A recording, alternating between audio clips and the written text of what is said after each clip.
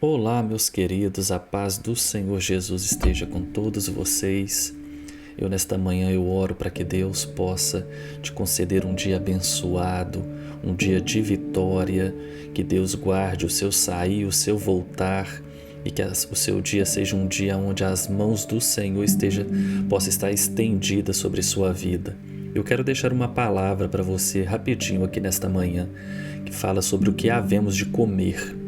Porque esse é um assunto que surgia vez após vez durante o ministério de Jesus. O seu primeiro milagre foi o de transformar água em vinho, e em 2 ocasiões ele alimentou multidões com alguns pães e peixes. Está lá em Mateus 16, 7 e também João 2, do 3 a 11. E Jesus ficou conhecido não só por comer com os pobres, mas também por participar em banquetes com os ricos. De fato, os inimigos de Jesus o acusaram dele ser um glutão, um beberrão.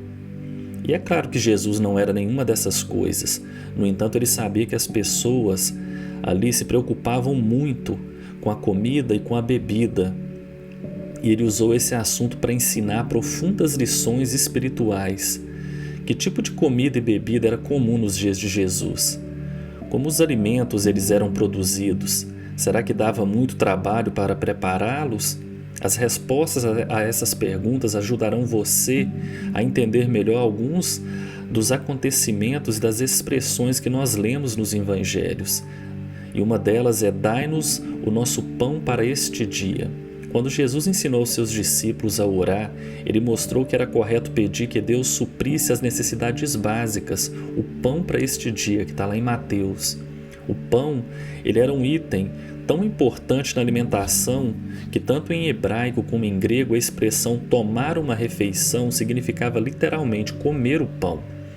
E grande parte da dieta dos judeus do primeiro século era constituída de cereais usados no preparo do pão, como o trigo, a cevada, a aveia, o painço.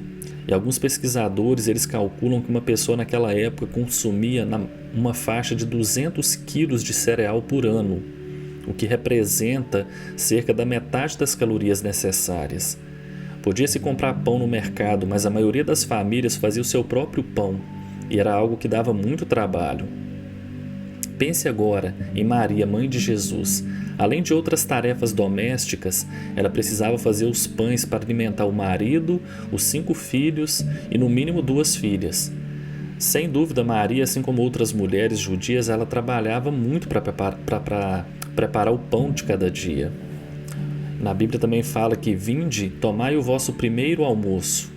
Depois de ter sido ressuscitado, Jesus apareceu a alguns de seus discípulos numa certa manhã, bem cedo, e os discípulos tinham pescado a noite toda sem sucesso e estavam cansados.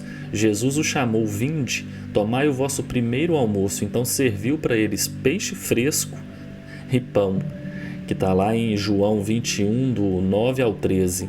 Embora essa seja a única vez que os evangelhos fazem referência à primeira refeição do dia, era comum as pessoas começarem o dia com uma refeição de pão, nozes, passas ou até mesmo azeitonas.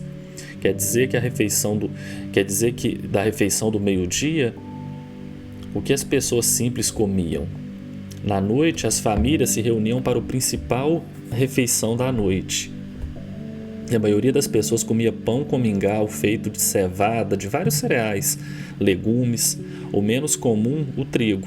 Como complemento, eles usavam sal, óleo ou azeitona e de vez em quando um molho forte, como mel ou então um suco de fruta doce. Leite, queijos, verduras, frutas frescas, secas, talvez fizessem parte do cardápio. E aí a Bíblia fala uma parte muito importante, que é o que eu li lá no início, que fala sobre a gente não estar ansioso. E à medida que você lê os evangelhos, você nota que o número de vezes que Jesus fala de comida e bebida em suas ilustrações, ou na maneira como ele ensina lições importantes durante uma refeição, com certeza Jesus e seus discípulos, eles gostavam de comer e de beber, especialmente em boa companhia, mas isso não era a coisa principal na vida deles.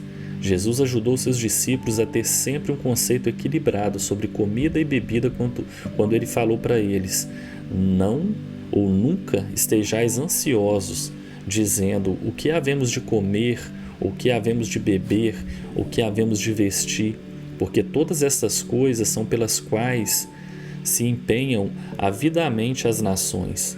Pois o vosso Pai Celestial, Ele sabe que necessitais de todas essas coisas. Os discípulos, eles acataram essa exortação e Deus cuidou das suas necessidades.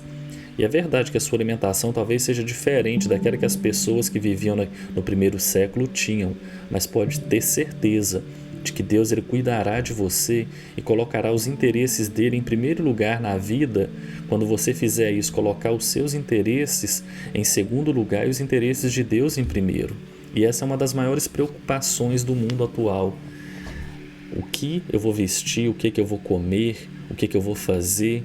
Mas a Bíblia ela nos instrui claramente: não andeis ansiosos sobre o dia de amanhã, porque ele trará suas próprias preocupações. E a palavra que eu quero deixar para você nessa manhã, meu querido, é que você deve colocar sobre ele toda a sua ansiedade, toda a sua preocupação. Esquece o dia de amanhã, mas coloque diante de Deus, confiando que Ele há de cuidar, Ele há de prover as suas necessidades.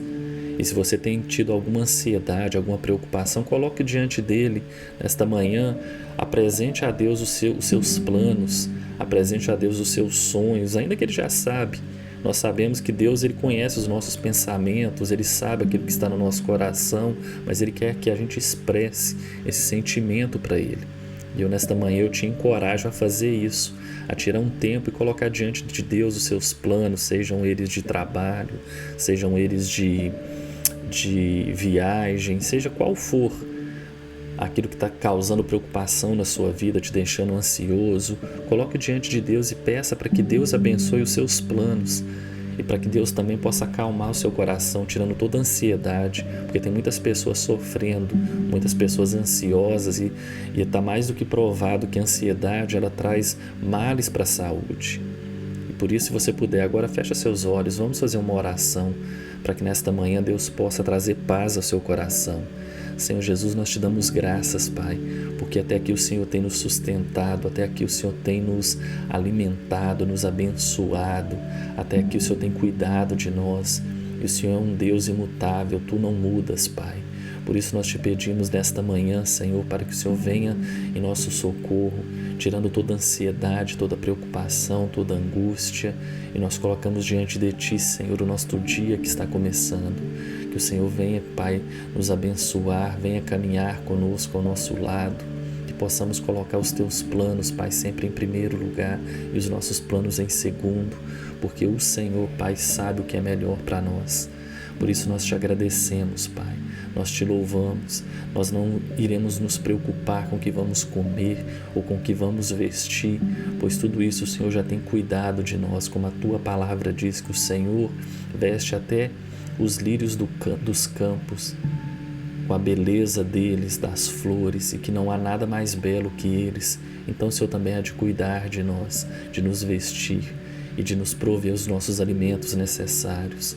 Por isso, meu Deus, nesta manhã, quem está ouvindo esta mensagem, este áudio, que o Senhor possa, meu Deus, cuidar desta vida, tirando toda a ansiedade, toda a preocupação e abençoando a cada um, a cada família, a cada mãe, a cada filho, a cada pai. Pois nós cremos, Pai, e nós descansamos em Ti, no nome santo e poderoso de Jesus. Amém.